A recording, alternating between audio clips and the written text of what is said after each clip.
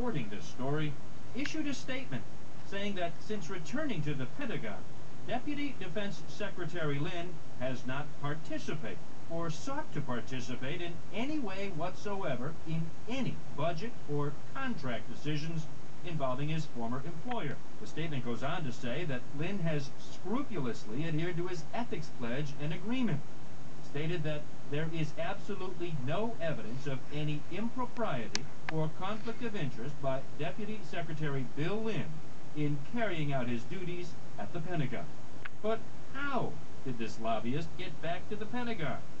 In Washington, government watchdogs like Steve Ellis say it's all about those revolving doors.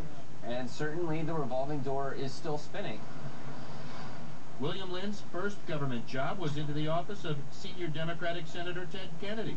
Back in 1987, he was Kennedy's liaison to the Senate Armed Services Committee. 6 years later, with Democrat Bill Clinton in the White House, Lynn moved to the Pentagon, eventually becoming the Undersecretary of Defense in charge of the money. Congratulations. In 2001, a power shift, and Lynn was heading to the revolving door.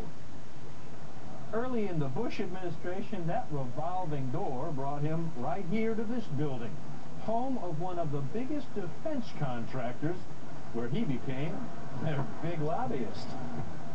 RAYTHEON is a $25 billion a year defense contractor.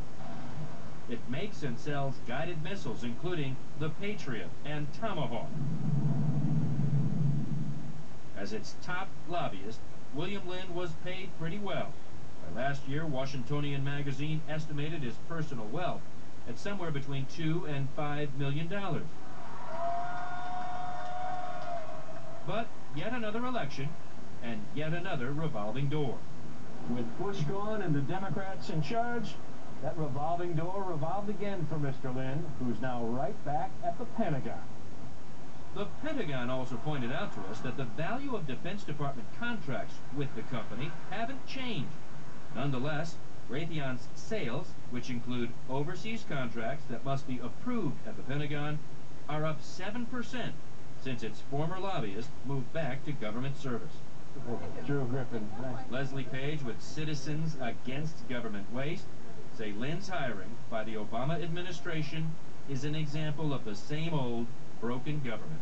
Oh, yeah. This is exactly what he said was not going to happen. You know, this town has a problem, and this town is dysfunctional.